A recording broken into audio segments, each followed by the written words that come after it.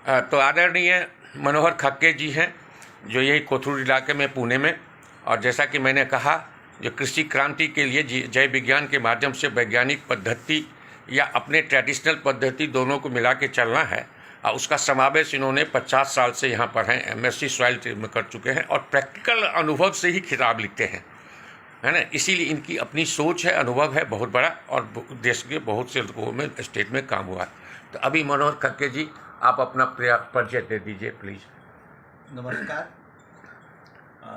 मैं सबसे पहले झा साहब को धन्यवाद देना चाहूँगा कि बोकारो से पूना तक आकर मेरे से मिलने आए हैं। जो नई नई खोज, ये भी एक उनकी खोज ही कहना पड़ेगा, मैं खोज करता हूँ ऐसा नहीं, उन्होंने भी ये मुझे ढूंढ के निकाला, ये भी एक बड़ी खोज है ऐसा मैं समझता हूँ। जो आप जो बोल रहे हैं अभी, जो बात हो रही है खेती के बारे में, विज्ञान शब्द जो आपने प्रयोग किया, तो मैं भी वही शब्द का ज़्यादा प्रयोग करता हूँ, क्योंकि विज्ञान और तंत्रज्ञान में जो फ़र्क है ये हमारे समझ में नहीं आने के कारण थोड़ी सी गड़बड़ हो रही है। विज्ञान जागतिक होता है और तंत्रज्ञान ये स्थानीय होता है। विज्ञान को लेकर अगर हम खेती करेंगे, विज्ञान को लेकर खेती में आगे बढ़ेंगे, तो मुझे लगता है खेती बहुत आसान होती है। आमतौर पर मेरे काफ़ी वीडियोज़ में भी मैंने ये बात कही है कि खेती का जब भी विषय आता है तो जनरली लोग कहते हैं कि खेती बहुत कष्ट करना पड़ता है, श्रम करना पड़ता है और खेती के लिए बहुत खर्चा आता है। ये दोनों भी मुझे मंजूर नहीं है।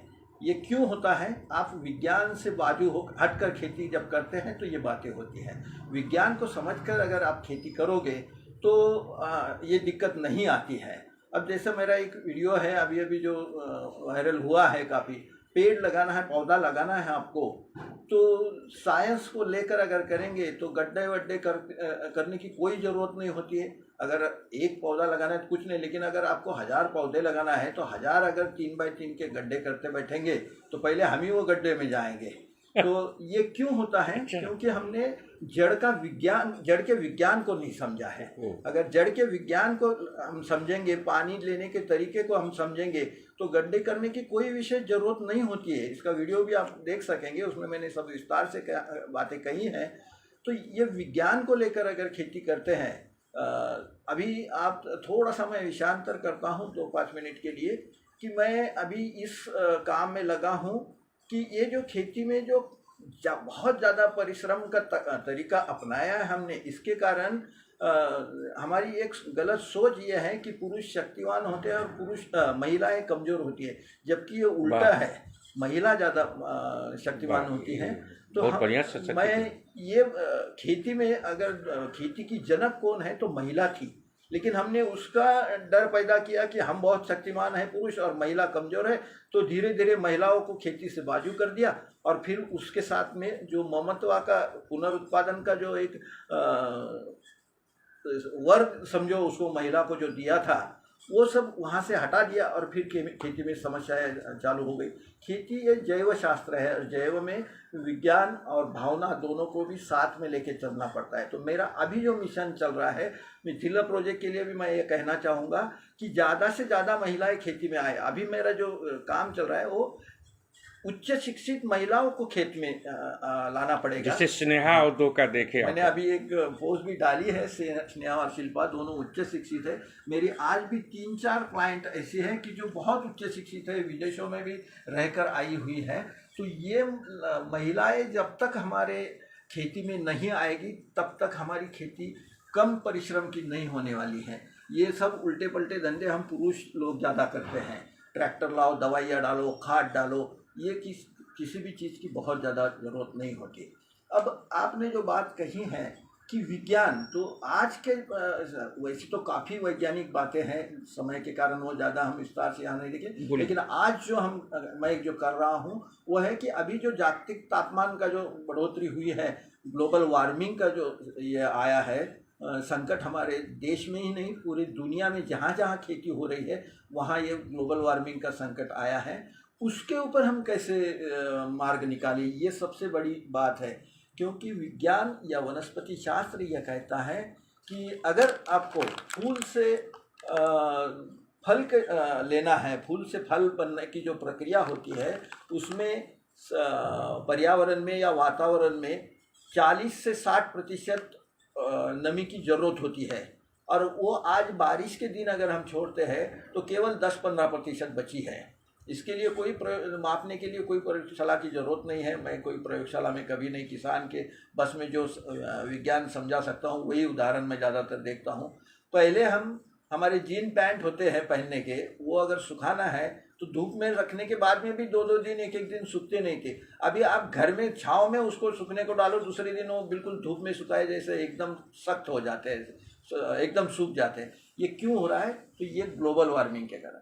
इसमें एक गड़बड़ी ये हुई है कि ग्लोबल शब्द आने के कारण हमें ऐसा लगता है वो दुनिया में कहीं होगा ग्लोब में लेकिन वो आज आपके घर में आई है ग्लोबल वार्मिंग, अधिक ही हो रहा है। तो ये जो ग्लोबल वार्मिंग का संकट है, ये बहुत गहरा संकट है। इसके तरफ कोई ध्यान नहीं दे रहा है। सब जने बस सेंद्रीय खाद डालो, रासायनिक खाद डालो, ये दवा छिड़को, वो दवा छिड़को, इसी में सबका जा रहा है। जबकि अगर आपका प्रयोग क्या है? हाँ, मैं तो इसके लिए हम अगर ग्लोबल वार्मिंग की ये वार्निंग की तरफ देखते हैं, कुछ इसके तरफ देखते हैं, सावधानी बरतना पड़ेगी अपने को। तो ये नमी अगर आपको रखना है तो पहले आपको वो पद्धति से खेत का डिज़ाइन होना चाहिए। आजकल क्या हो रहा है, कॉपी बहुत ज़्यादा हो रही है कि किसी कहीं का देख के हमारे यहाँ उसको लगाने का, लेकिन हमारी परिस्थिति का विचार करके अगर हम खेती का नियोजन आप करते क्या हैं, उसमें बदलाव लाए हैं? तो हमने जो किया है तो ग्लोबल वार्मिंग के इसके लिए मैं रेन गन या माइक्रो स्प्रिंकलर्स वगैरह का ये करता हूँ। पेड़ पौधे ज़मीन से बहुत ज़्यादा कुछ लेते नहीं हैं। पेड़ केवल 0.5% ज़मीन से या खनिज केवल ज़मीन से लेते हैं। बाकी पौधों के लिए जो 16-17 पोषक तत्व लगते हैं उसमें वो पूरे हवा से लेते हैं।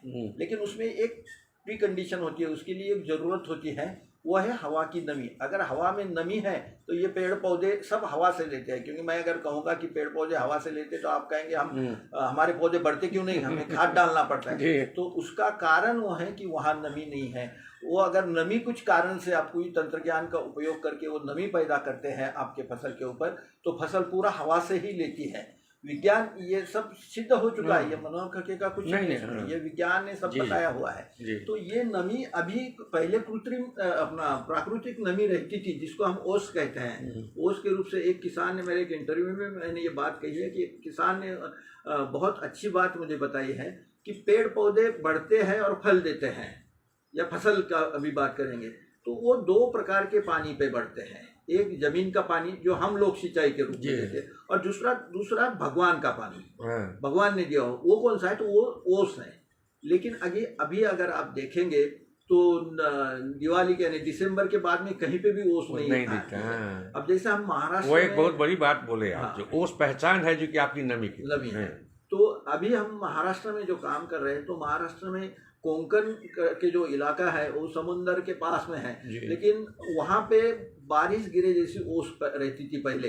लेकिन अभी आप जाकर देखिए, यानी मार्च महीने में बाहर में या ऊपर टेरेस पे सो नहीं सकते थे, पूरे गीले हो जाते थे मार्च महीने के बाद।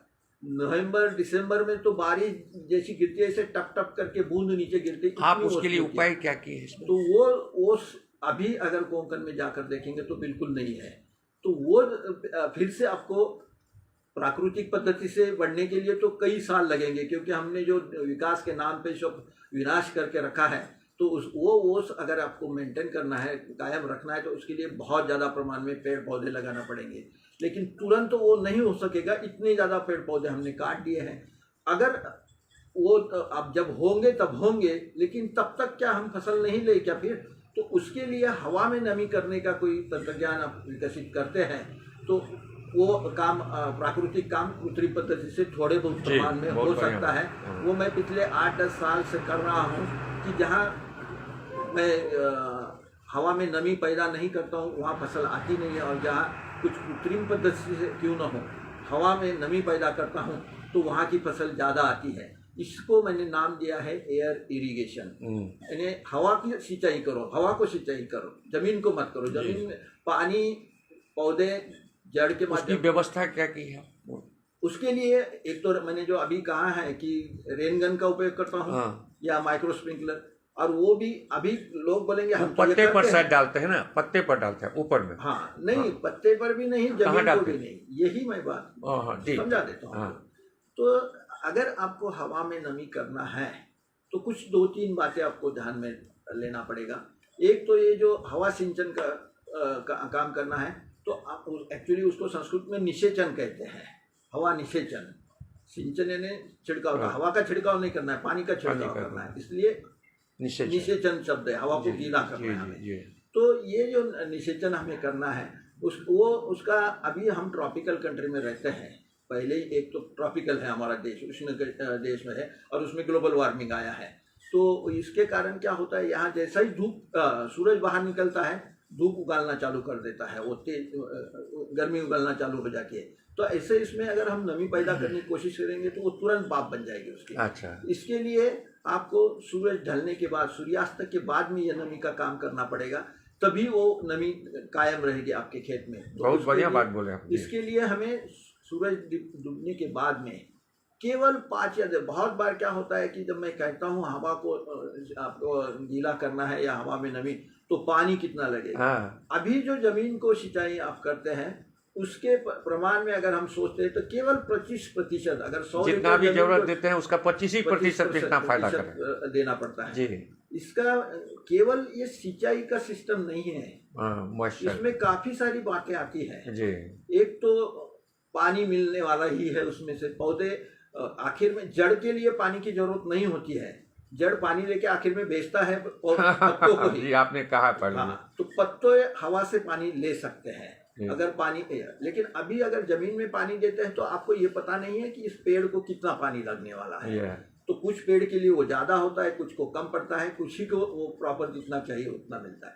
लेकिन अगर हवा में आप नमी पैदा करेंगे तो जितना पौधा बड़ा है उसमें कंजम्पशन, जितना पौधा बड़ा है उतना ज्यादा पानी लेगा, जितना पौधा छोटा है उतना कम पानी लेगा। तो इसको मैं अंग्रेजी में 2 शब्द है, मदर फीडिंग और स्पून फीडिंग। अगर हवा में नमी करते हैं तो ये मदर फीडिंग होगा, यानी वो पौधों को जितना पानी चाहिए उतना ही लेगा वो। और ये आप जो सिंचाई करते हैं उसकी जरूरत नहीं भी है तो भी लेता है, तो वो उसको पचाइए नहीं चाहिए, उसके बहुत बढ़िया बात ये डाल देते हैं mother feeding and spoon feeding जी। तो ये एयर इरिगेशन का जो सिस्टम है ये मदर फीडिंग का सिस्टम है।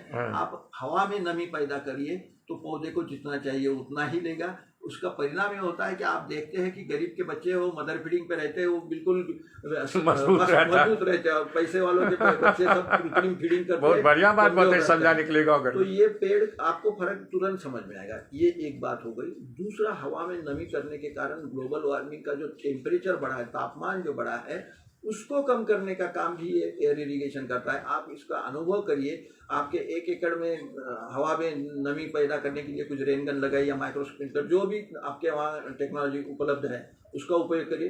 पूरा खेत आपका 1 एकड़ एयर कंडीशन होता है।